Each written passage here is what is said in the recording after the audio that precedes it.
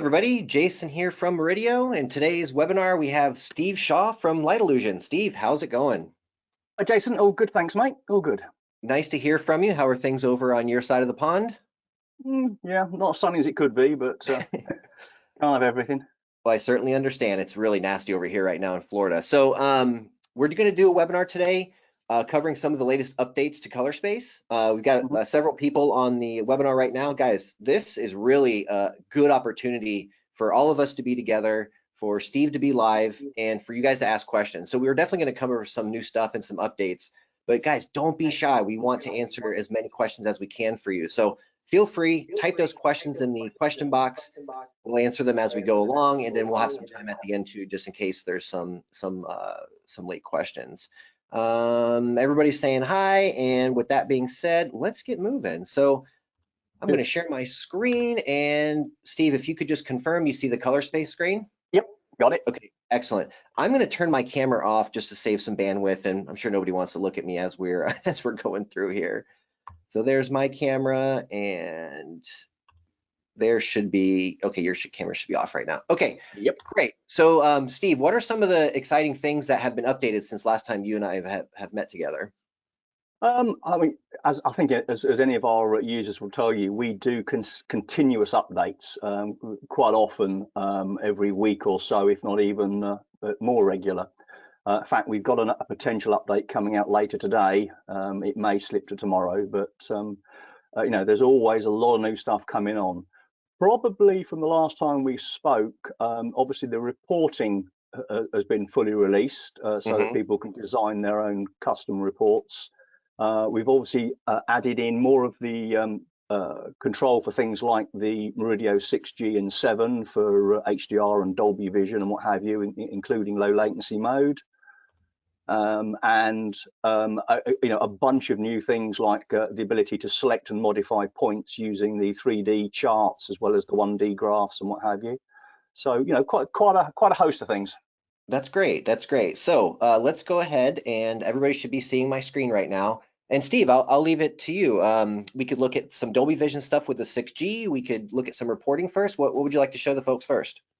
I might as well do the 6G. Let's have a look. If you've got that set up there, let's have a look at that. Great. So let me go ahead and get it connected here. And let me pull this screen over so everyone can see. And there's our generator. And let's go ahead and connect. And there we go. This is a 4K version of the 6G, latest firmware. If you guys have the Gen 2, what I really like about this, it's super easy to just kind of glance down and see what rev number the 6G is at. Yeah. So if anybody has a Gen 2, we're up to 3.04 right now. There is instructions and a video on our website if you guys are behind on firmware.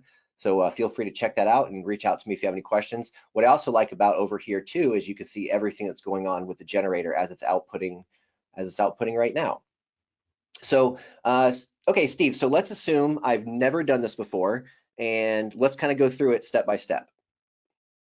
Okay, I mean, obviously the GUI basically controls the 6G and or 7 if you had that selected directly. So obviously all the functions that are there are inherently built into the hardware. We're obviously just connecting to it through our own GUI. But if we look at, say, Dolby Vision, because that's the one that seems to be a little bit more interest for newer users. On the right-hand side there, we've got things like TPG mode, which at the moment is selecting Dolby Vision. And again, it depends, you know, what mode of Dolby you're doing as to what settings required there. And this is to do with whether the Dolby processing is happening within the display or is happening in the source device, in the Blu-ray player or what have you, which means the display is then in low latency mode. So with it in Dolby Vision mode, the processing is happening inside the TV. That's awesome. And it's from what I've seen so far, low latency mode from the generator has been a little bit of a challenge to get moving, but it sounds like you guys figured it out. We were playing with it the other day, and it's all working really, really well. So nice job on that. Yeah, well, I get, you know, obviously support direct from Dolby in providing the necessary information to get that working, and obviously the inherent capability is there in the 6G and the 7. Excellent, Um, excellent.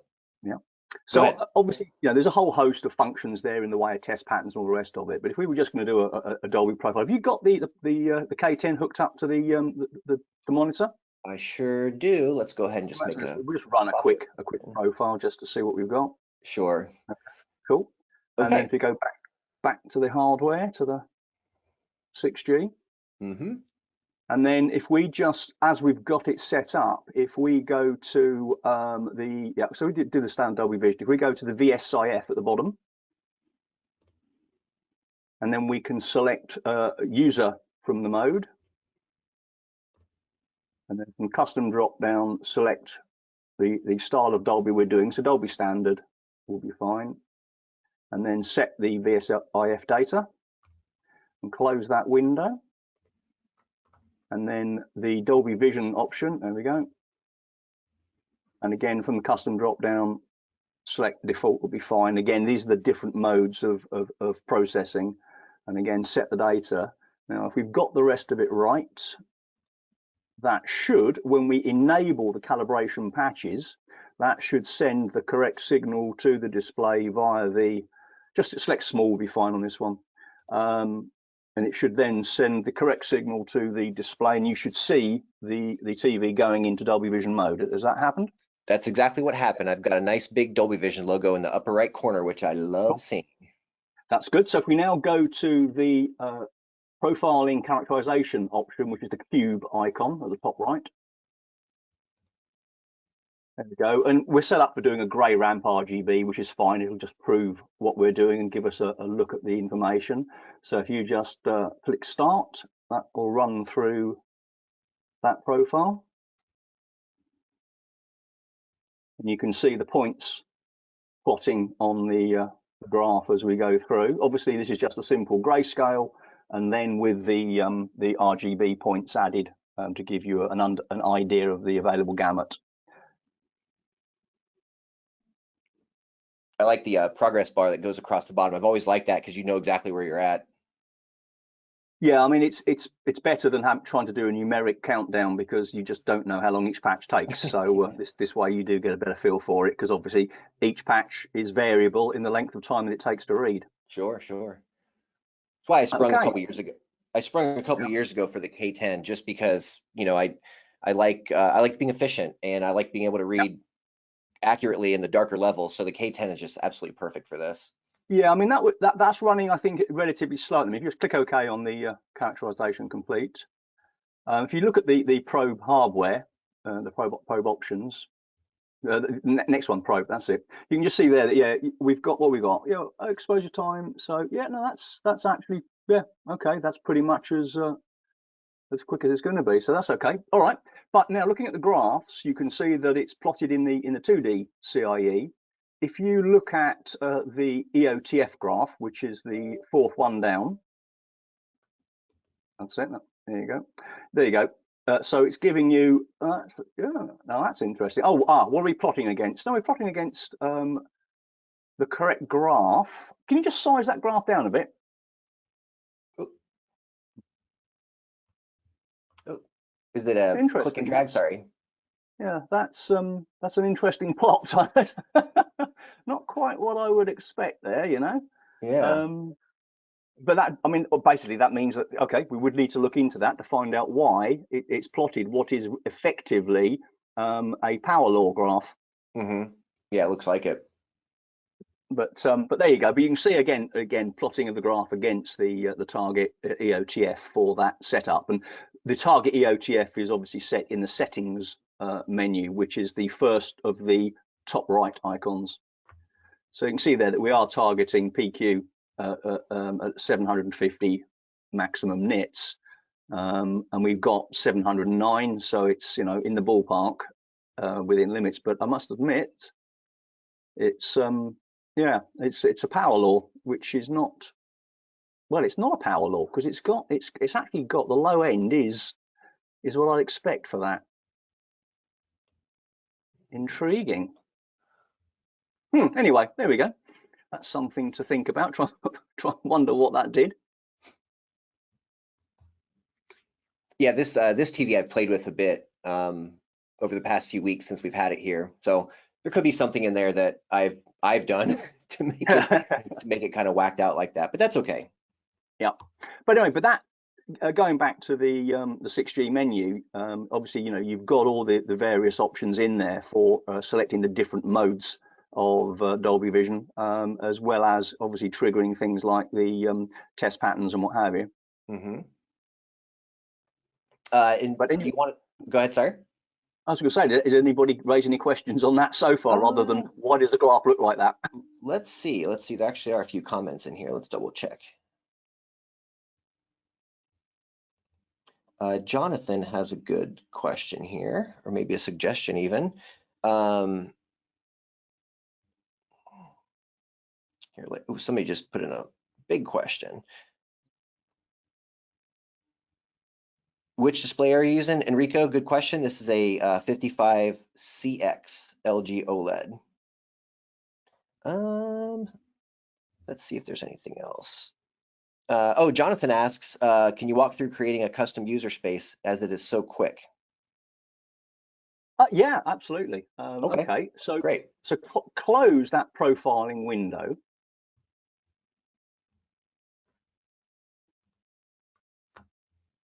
Okay, and this time go to the library, which is the first icon there.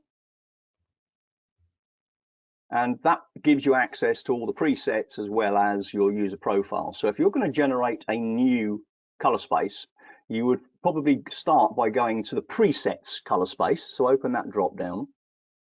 And then you select from there the color space that is the start point for what you're going to do. So if we were doing ST2084 in Rec 2020, if you select that, just next one down below the P3 normally. No, that's power law one. You want the next one there you go.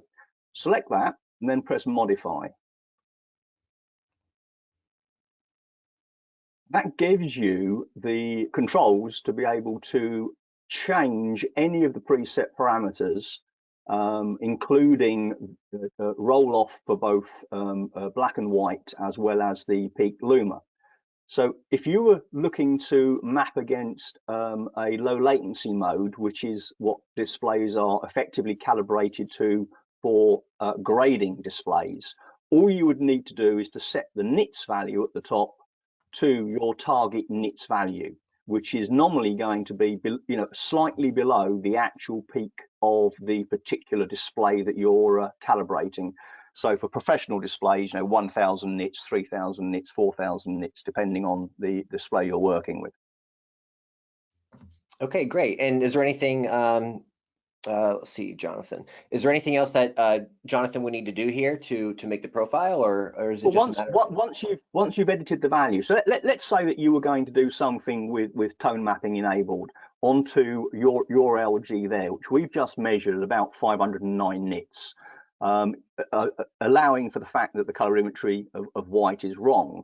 You're going to therefore target something below that. So let's say 650 nits. So if you were to type in 650 nits there, although to be fair, we're going to redo this, but it doesn't matter. And then we'll do the BT2390 tone mapping, so enable the tone mapping. Now, you can extract from a target profile. So in that drop down that says none, you could, so go up, okay, that's it there, just select, so select the target profile, and then from the drop down now, if you select the one that we just did, if it was named something, it is probably named something like new, because you saved it without a name. Yeah, just select that, that'll do, and then hit select. Okay, and then where you've got update buttons, just press those two update buttons. There you go. So what it's done is extract from the profile the min and max nits level of the display. But obviously we can't target 709 nits because the grayscale, the white point is wrong, and the LUT, when it corrects that, will drop the peak luma. So we would change that to a value that is suitable for our display. So 650 nits as an example in this case. And then you can obviously select the mapping option that you want for the tone mapping. The RGB is a good one. We're not going to use a multiplier because it's not a projector. And at the bottom where it says output name, we would just type in there something like 650 nits as an, an additional. Okay, doesn't matter. You can call it whatever you want. 650 nits PQ, yeah, whatever. There we go. There you go. And then save. And that's it. And if you now close down that drop down, so no, sorry, not the window. Okay, just the drop down, but it doesn't matter. Okay, but now you can see. Now close that one. Click that again, because it's gone into ColourSpace's user. Ah, yes. There you go, and there you can see it there. So that now becomes available as your target color space in any of the other menus where target color space is used. Excellent, Jonathan. I hope that answers your question. If there's any follow-up to that, feel free to type it in, and we will we'll continue along. I think it was maybe Craig had a long question here. Let's see what he's got going on. This might be Steve. This might be a multi-step question here because he's got a lot going on. Craig from CIR Engineering here. I have a question about finding and removing bad data points. I have watched the demo video several times, but I've just never gotten to my gotten my head around the end of the process. For example, if I profile a display to itself and then generate a LUT, I can sometimes clearly see some of the bad data points exist because there may be some that are well outside of my LUT color cube. Where I get lost is looking at said LUT and finding and removing the bad points. I know I should set CS to look for high delta error points in the profile, but sometimes with a nonlinear projector like JVC, it can be difficult. Yeah, I mean, you can't change points in a LUT. Well, you can because you can manually edit them, but that really isn't advisable. So if we look at a profile, so from the profiles user, you can just see there, just select that drop down. Down. Nope, that's presets user. Oh, there we go. Sorry. Boom. Okay. And select something. Okay. Convision 5 cube. Let's just try that. See what we've got there. And display. Sorry, which one is it? Yeah, that's it. And then either double click it or press display. Either works. Okay, so at the moment, there's a whole host of errors there because we're targeting, obviously, an ST2084 profile, which that display isn't. So let's try for a P3. So select standard P3D65 as your target gamut. Just got to find it right there. Up a bit, up. Oh, no, up. You want DCI P3D65. Oh, there it is. There you go. Okay, so that's now starting to give us a little bit of a more closer representation, but we can see that there are still a lot of errors in there. So what we would do now is to try to see if there's an underlying inherent issue with that display, is extract from the profile the color space itself.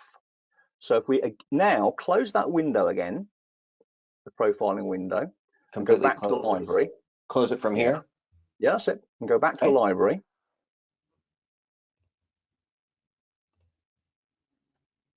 And again, into Profiles User. And then select that Convision 5 Cube 3.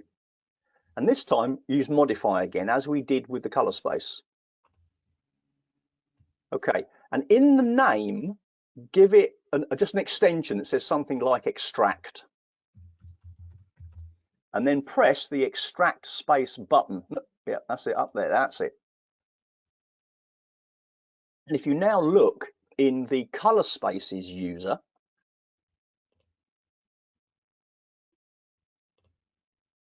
you can see that we've now got that extracted data as a color space. So it's now made a target color space from the profile itself. Good. Good. So if you now go back and select that profile again from Profile User,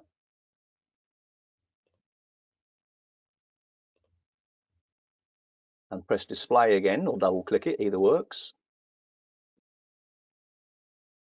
Okay, and now in our target gamma EOTF, drop down where we've got the DCI P3 at the minute. Yeah, now select the one at the bottom that says Convision Extract. Okay, so now we are just saying how accurate is the display to its own native color space and gamma. Okay, so a good display should show every point as being green with no tangent error line. Like there's a big one right there, big one right here. Yeah, there's a few. Yeah, well, they also will be different depending on the luminance of the display anyway, because LCDs do desaturate in luminance. But so if we now click the 3D graph. It's this one, yeah? Yep.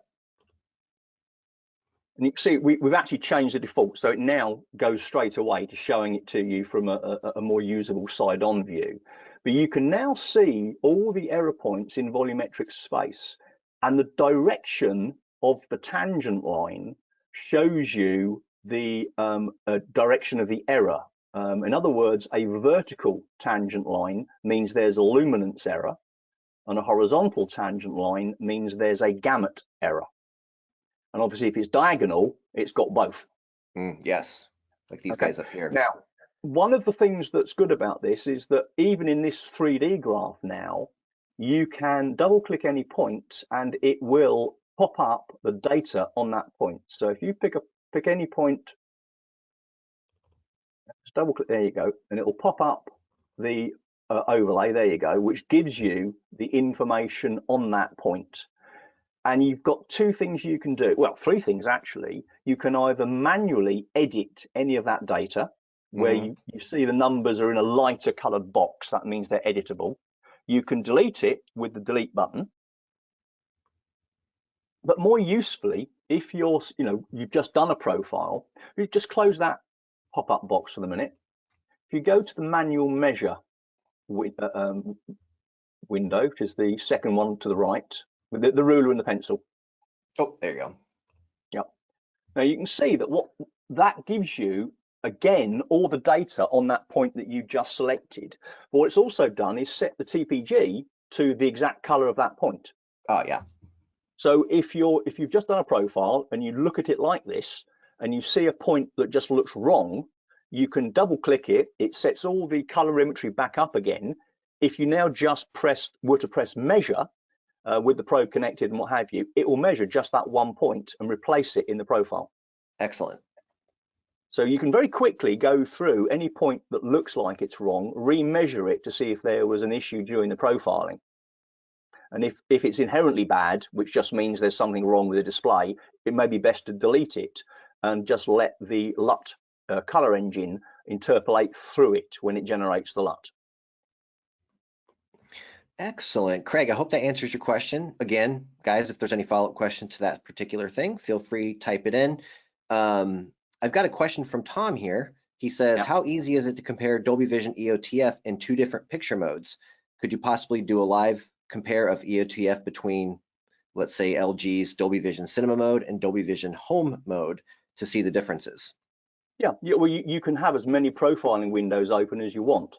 So you can have different target color spaces in each profiling window. Okay, good. Jonathan, I think has a follow-up question from his earlier question. Is the mapping option critical, RGBY versus RGB, etc.? When you're doing the tone mapping, the different options basically give you different types of mapping, whether it physically desaturates the chroma as it rolls off, whether it changes the hue as it rolls off. They're all standard algorithms that are used by the standard itself. So you need to really test and learn which ones give you the more appealing result. There is no single answer as to which one you should use. Okay, great. And Craig had a follow-up question to what we were looking at before with the data points. He says, what about a huge cube like 17 cube or higher, and you need to find many bad points and delete them? Can this be automated? You can't automate it, but you can change the points that you look at. So if you go back to the graph options window, which is the CIE with a cog, to the right, to the right. Oh, No, keep going, that one. there we go. Graph options. So you've got different ways of filtering the graph, so you're looking at different points. One of the easy ones, if you press the tick the box that says red, down, that's it. It will only show you now any point that has a delta E that is over 2.3 delta E 2000. Excellent. So you're now looking purely at points that have got that range of error. If you untick that box, you've also got above it the drop down that says none, and that actually gives you a more tighter tolerance as to the range of errors that you want to just show. So if you were looking for big errors, come down here. If you're looking for small errors, come up here. Yeah, so if you go back just now, so I can show you this, go back to the red display, just tick the red again. Okay, but if you now double click one of those points so that we get the other pop-up window. Okay, at the minute, it's displaying just that one point, and over on the right, it says display selection. But if you select displayed, that will now show you just the red points that are visible on the graph. So if you know that they're all the ones you want to delete because they have a high delta E, or they're within the delta E tolerance that you've selected, you can just quickly run through and delete them all. Okay, good. Good. Craig, I hope that answers your question. Again, if you have any follow-up, feel free. Next question came in from Tom. What options does ColourSpace offer to calibrate near black grayscale points? What is the smallest granularity step? How many near black points do you recommend calibrating to get the EOTF right to avoid black crush? Yeah, that actually depends on the EOTF that you're targeting. One of the changes that we're working on at the moment is to change the spacing in our standard patch sets dependent on the target EOTF. A good example of that is the PQ EOTF is nothing like a power law gamma, and it means that you have got a lot of points that are close together in the shadows. And if you're not using a really high-end probe and you have a display that is really stable, that can give you issues because the combination of error between the display and the probe can potentially cause banding because you're not getting monotonic readings.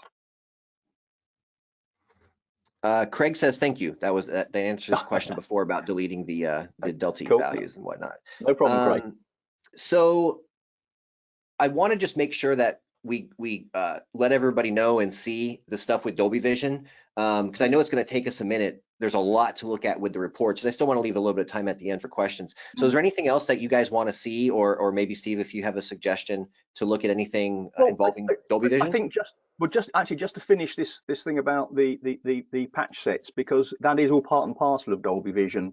And again, one of the reasons that we have the ability for users to generate their own patch sets is because you can space out any patches, whether they're grayscale or color, but you can space them out volumetrically in any way that you choose, so that you end up with a step a change in, for example, the grayscale that is not going to cause issues with banding when you're using a low-end probe or have a display that is unstable, or both. There are no set guarantees as to which are the best to use, because every display and probe combination will require a different set of patches on a different display. If you are chasing that level of accuracy down in the in the areas where you can have granularity problems. Okay, good. And I think there actually was a follow-up to Craig's question from Jonathan. Yeah, follow-up to Craig's question. When should you be deleting and not trying to correct the points in a LUT? For example, is when with the delta E value is above 5. Again, just because a delta E value is above 5 doesn't mean it's wrong. If the display is, for example, an LCD, then you are potentially going to have errors in that area when you're looking at low luminance level color patches, because the display will natively desaturate. So you've got to get to know whether that is a valid reading or whether it is something that is causing an error. More often than not, if you read a patch, 2 or 3 times and the variation in those 3 readings is relatively small, then that is the best that probe will give you on that display, and potentially that is the color on the display because it may be desaturating in the shadows. If you get wildly varying values, then I would probably give up, delete the point, and allow the color engine to interpolate through it. Excellent. And I think for at least right now, oh no, Craig did have one more question. Could you please go over how to generate a custom patch set, say 50 points, that measures many points near the 3 primary colors only? Yeah, you can generate any patch set that you want, and you can use the existing patch sets as a starting point. So, Jason, if you go to the cube icon again, which is the characterization,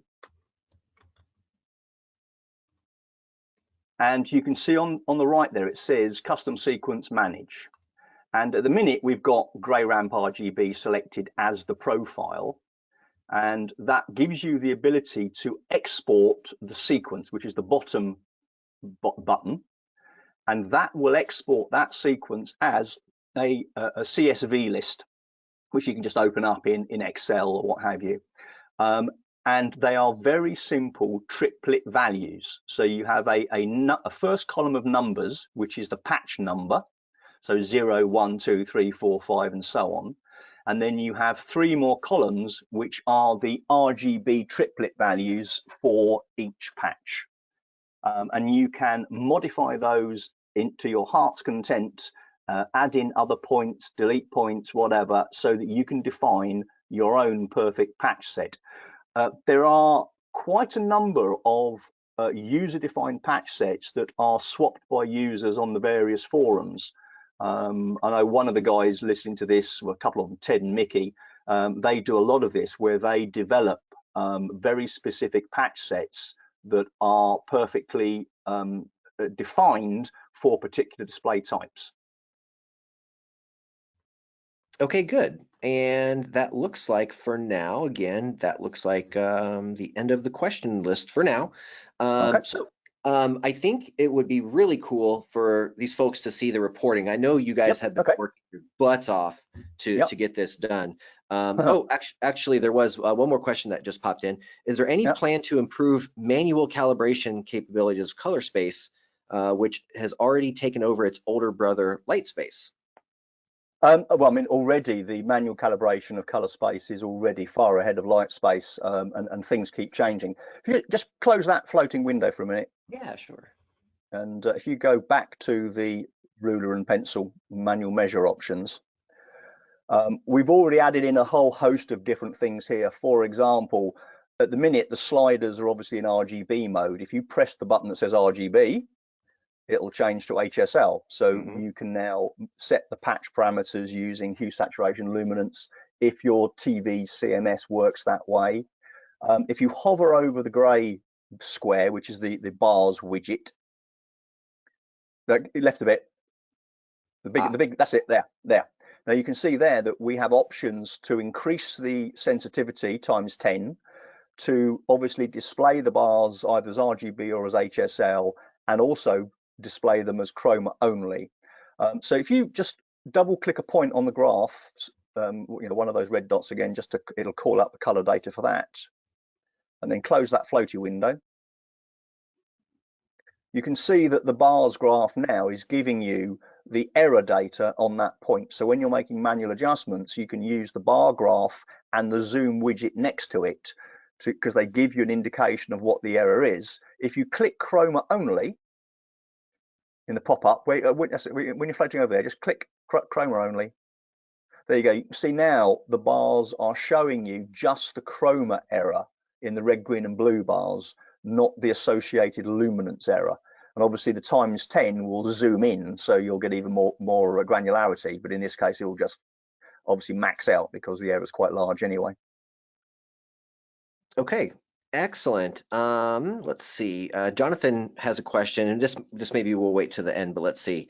Um, when are the new plus profile sets suitable for use?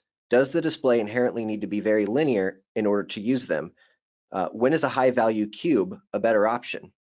Is this something you Yeah, want to it's tackle now or wait till the end? absolutely, yeah. No, that's fine. Yeah, it's a quick one. Yeah, the plus color engine that is triggered when you use the plus profiles, it does rely on a display to have an inherent linearity. And more often than not, that means looking at the RGB separation graph and seeing if there is any cross-color contamination going on. If you just click the RGB separation graph, which is the 1, 2, 3, 4, 5, 6, one down on the left. Come on, mouse. There we go. That's it. That's him. So you can see there that that is showing us a relatively normal RGB separation for an LCD. You've got a little bit of separation at the low lights. Obviously black, there is none because black has no color. But that is a good separation graph, and that would suggest that the plus patch sets would work very well. Excellent. Jonathan, if you have any follow-ups, go for it. Enrico says, I'd like to know about Murideo 6G 10-bit depth support. Yeah, well, this is a question that's more to do from you guys, but Yeah. with the Murideo, it will output a 10-bit, 12-bit, whatever triplet value Yes. for the input patch that you define, but you can only define the patch in 8-bit. You cannot define it in the same output depth that it is outputting. Good. And Jonathan says, thank you. That must have answered his question. Thank you guys. Keep them coming in. Let's spend some time now looking at the reporting. I was starting to mention this before. You guys have been working really hard on this, so I want everybody to really see it. Okay, close the profiling window.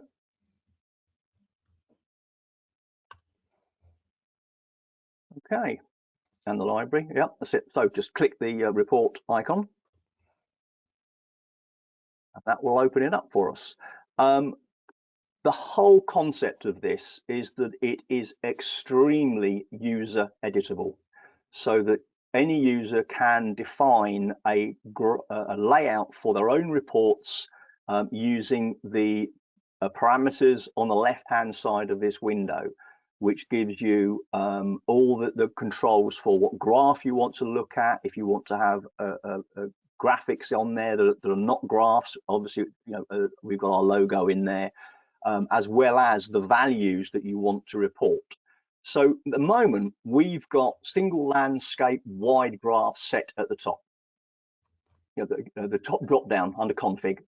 Okay, that's it. So that selects the profiles that you want to use, and the icons to the right of that save them, delete them, export them, import them, and so on.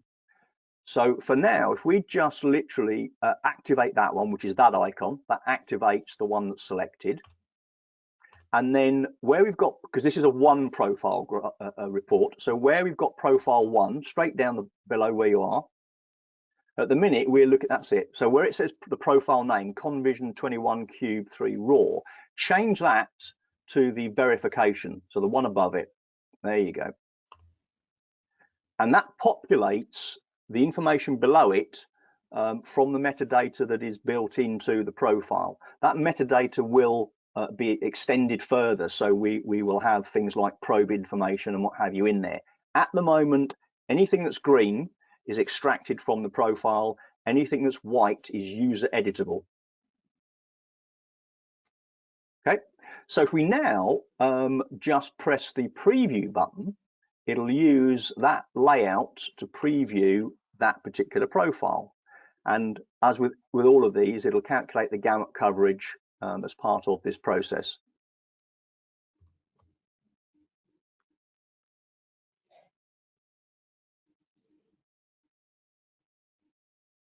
If you've got a slightly more powerful laptop than the one you're working on, it's even quicker.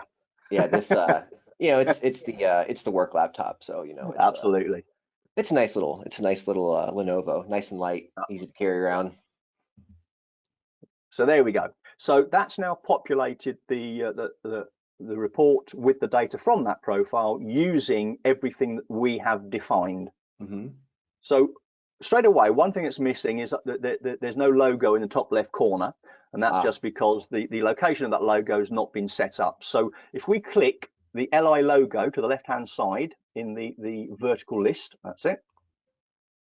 And then, yep, and that just says that it can't find it. So just close that. And then from the folder next to where it says reports.jpg, just click that. And then let's just select that logo, which I think will be on the desktop somewhere. Yeah, I'd put it in a folder here. No, good for you. The desktop.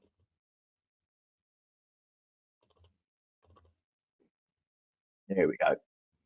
Should be that one that says reports. There we go. I think. Yep. That's it. There we go. And then just hit preview again. It won't calculate the gamut coverage again because it's already done it, but this time it will add in the logo. There you go. Steve, I get this question a lot, so we might as well cover it.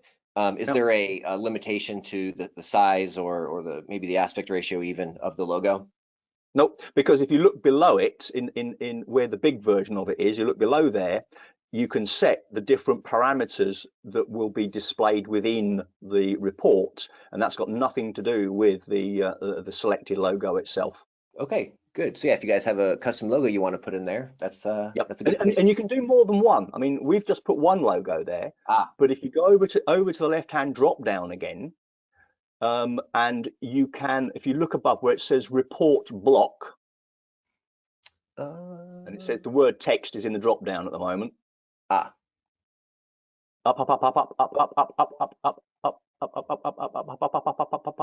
Keep going up. There it is. Sorry, I was looking in the preview. Okay, this is where you select the information that you're adding into the layout. So you can, the image is obviously where the logo was selected. So if you select that again, and if you were to then hit add, it will add in another area where there's a logo. So in this case, it's obviously defaulted to the same name as the block, and you can now have another logo in. So you could have your logo and your customer's logo or what have you. Nice. So for folks in the studio, you know, let's say, just throw it out there, let's say Sony, you could have a Sony logo up here along with your company logo. Yep, you can even take a picture of the calibration setup and insert that into the report. Here's a good question for you, Steve. I'm sorry, but I was working, so I couldn't watch the Euro 2020 final, England versus Italy. Could you be so kind to ask Steve who won? I think that might be a jab question, Steve. I don't know. That'll be Mickey. Tell him to bugger off. Very good. And Craig says the report graphs look beautiful, Steve, and I agree. They look very nice. Again, but they are totally customizable. So if you, on the left-hand vertical list, if you select, for example, points coverage, and again next to it, it now shows you the actual data that's being used to control the layout for the points coverage area. And it's all, again, completely user editable to change, you know, the text, the size, the location, you know, everything is editable. Nice. Okay, so you see there that if you understand XML, that is basically standard XML/HTML command set. So it's very simple to work with. Question from Jonathan. He says, it seems that all the ColourSpace processes are single threaded. Is this just the way the math works, or will the calculations ever be made multi-threaded to increase the speed of the processing? Yeah, multi-threading is on the development path. Excuse me. It's been kept single threading at the moment for a very simple reason. It makes it simpler when we are developing new processes. The minute we go multi-threading, it obviously means a lot more work in the development side. So we want to get pretty much all the major blocks of development done before we go multi-threading. Okay, great. Another comment comes in, says multi-thread, please. Sounds like a lot of people are. Yeah, I mean, there are two different sides to multi-threading. One of the biggest ones at the moment where you can see that it's not multi-threading and it locks stuff up is that when you are generating a LUT, you cannot do anything else with the program.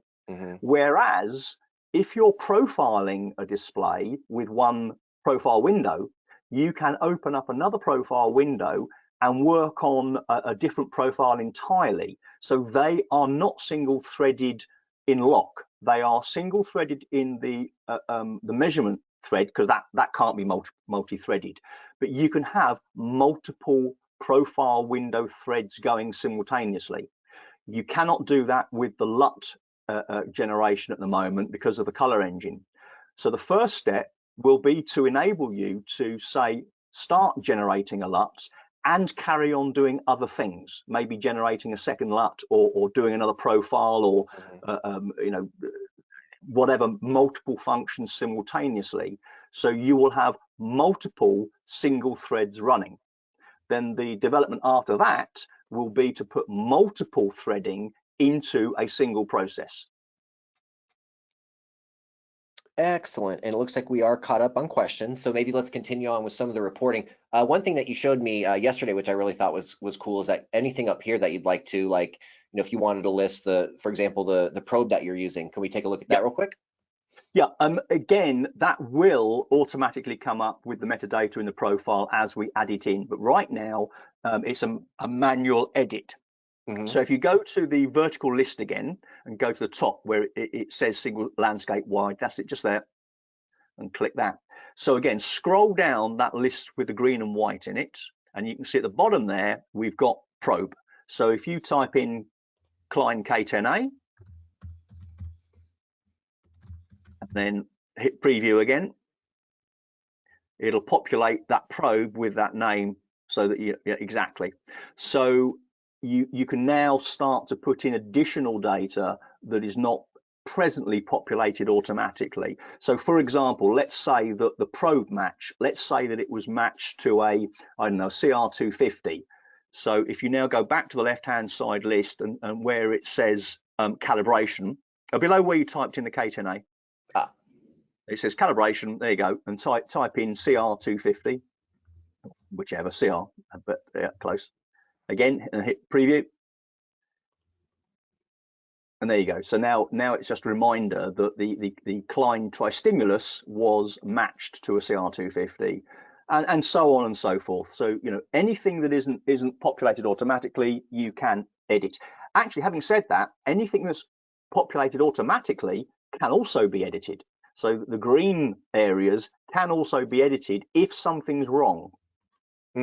So for example, let's say that when you saved the profile, you didn't have the measured, oh, actually, rather than describe it that way, let's describe it this way. In the max luma and min luma, you've presently got the actual values from the display. Now, if this was a professional report for a post-production company, they don't want to see it as the error relative to the display's own minimum and maximum. They would want to see the errors relative to the ColourSpace standard. So they would want the luma max to be 100 nits exactly, and the minimum nits to be probably 0.005. So if you just type those in, so tap those and you can type into those.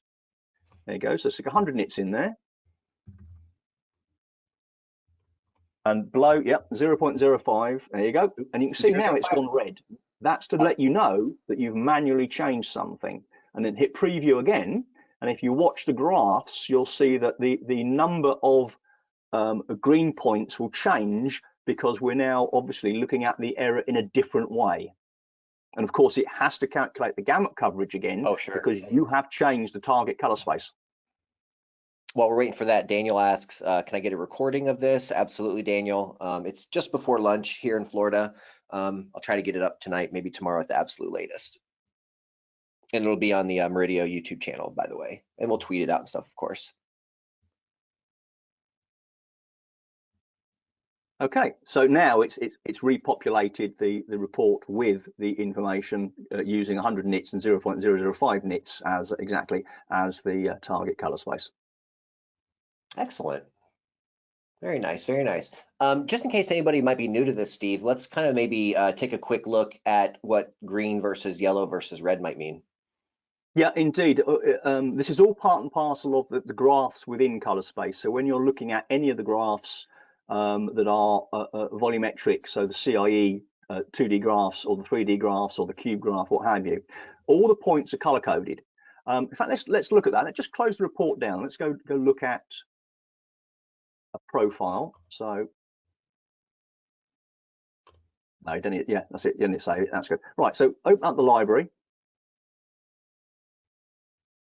That's it. That one. And again, from our profiles user, select that ConVision verification one. There you go. Just next one down. There we go.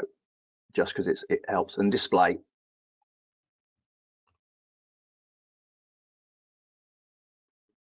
Okay. And then in the graph options, which is the cog with the 3D graph, that's it. Just turn off the red tick box so that we see all of the colors again. Okay. You can now see that we've got quite a lot of green, but obviously orange and red points as well. We have defined a green point to be an error of below 1 delta E, or the equivalent if you're using ITP. So we do a direct conversion of the equivalent of a 1 delta E in 2076 to ITP. If you go to the 3D view of that, this will help a little bit more. Okay, and again, as expected, we've got a lot of red errors down in the blue because this display couldn't quite make the blue primary. But what's also interesting is that, oh, sorry, I should finish that by saying that the orange point is between a delta E of 1 and 2.3. And 2.3 is predominantly assumed to be the just noticeable difference. Obviously, if you're going for real calibration, then 1 is used as that value. Sure. But for most instances, 2.3 is the standard. And then red is 2.3 and above. Over in the overlay text bit, in the right-hand side of the window, you can see it says tangents. Obviously, that they are the error lines, so you can turn those on and off if they get in the way a bit. Let's just see. So just click that off, and you'll see that the tangent. Now, what the tangents are obviously doing is showing you where the point should be versus where it actually is. And when you're looking at the profile like this, all the points are showing you where the measurement was made. And the tangent line, yeah, shows you where it should have been. If you just tick the box that says targets only, this time it's now showing you the actual measurement points. This is why the colors change, because now it's showing you the actual patch color of every point. Very nice. And if you now turn the tangents back on, you'll see that they're now working in reverse, because they're now showing you where the patch should be, which is the colored point, versus where the measurement was, which is now the other end of the tangent line. Good. Sammy has a question. Is there any plan to move away from device control as a method for connecting third-party devices for something that is integrated into the software? Device control actually offers a lot of additional capabilities for people working with displays such as the LGs and Sonys and what have you. And I'll be honest with you, it's really nice having a third-party system that is being developed independently, much like with the remote control stuff that we have that enables us to hook into the JVC projectors for doing their color management. You can see there on the right-hand side of the graph options window that we've got measurement log and secondary execution, as well as remote control. So all of those, of which device control is part and parcel of, gives us an enhanced level of capability, which at the moment we won't be looking to duplicate within ColourSpace itself. Okay, great. Sammy, if you have any follow-ups, let me know. And guys, we got about 5 or so minutes left. We'll maybe fill up these last few minutes if Steve does want to show anything that we may have missed. But since we do have a few minutes left, guys, don't be shy. Any last-minute questions, go ahead and type them in. Steve, is there anything? We looked at Dolby Vision, we looked at some of the reporting, we answered a bunch of questions. Is there anything else that we want to maybe show the folks in the last few minutes? I mean, it's probably worth reminding guys that obviously the website is kept up to date with every change we make whenever we make it. And that may mean adding in new pages to the website, such as the patch scale and resolution page that was added when we obviously enabled the ability to change patch scale resolution. And there's obviously the interactive ColourSpace user manual, which basically will give you information on every single box and function, graph, whatever widget that is in the software. And we always update that information whenever we do a new release. Very good. And just in case folks aren't familiar with it, I know you guys do a fantastic job of keeping videos going and walkthrough guides going, stuff like that. Steve, let's just give the folks an idea. If they're on your website for the very first time, where would one go to see some of the videos and whatnot? Well, the support menu is the main starting point. Top, that's it. And then you've got ColourSpace guides.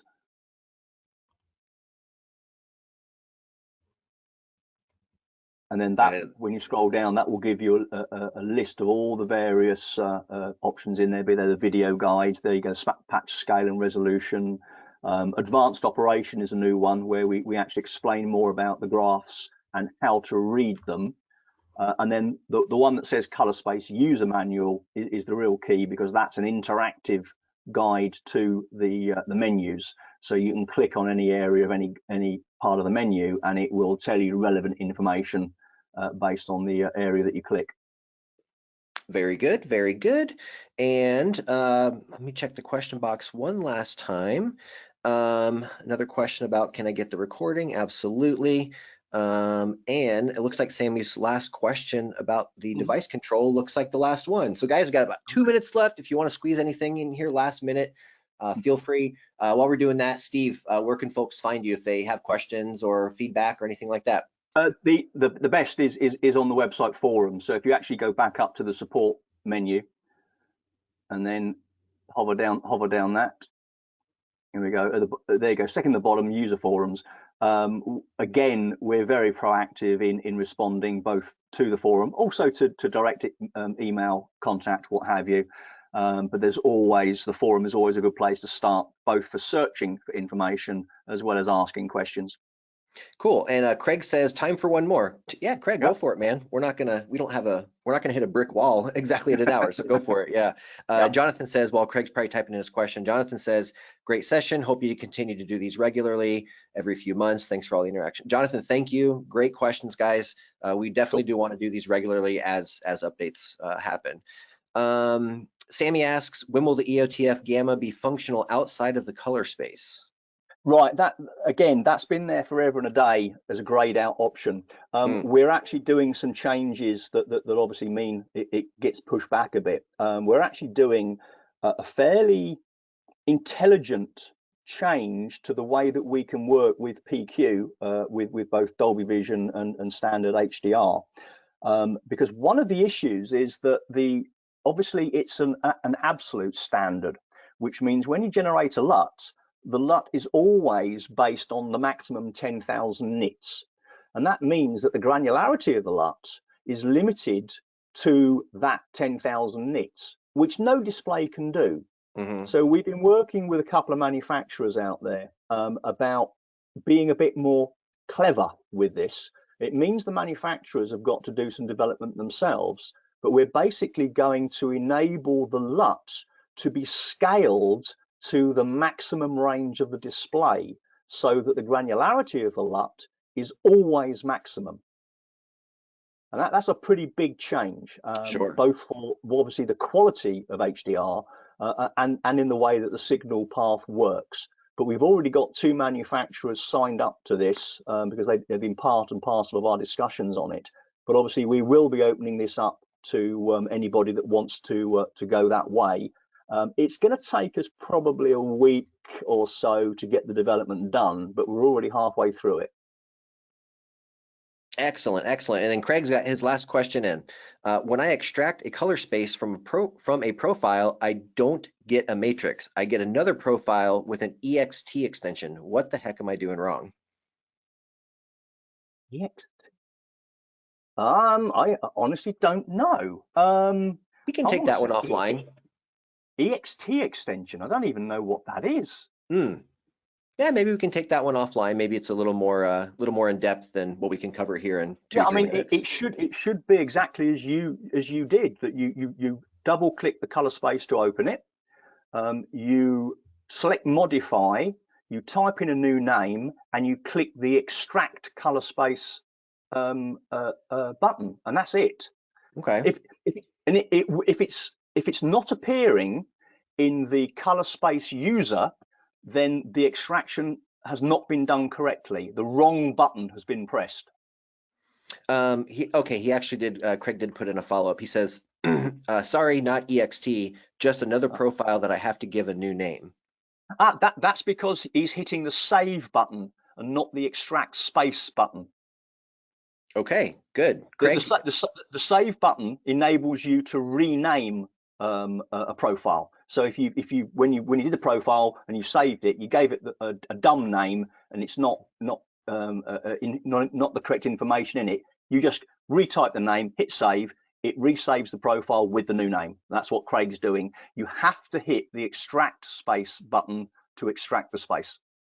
Okay, great. That's the end of the questions, guys. If you have any more, feel free to send them to me directly. I can I can forward them off to Steve, or of course you've got the forums, and of course you can reach out directly. Steve, let's fire the cameras back up and just kind of say bye to everybody, Cool. and we'll be all done for the day.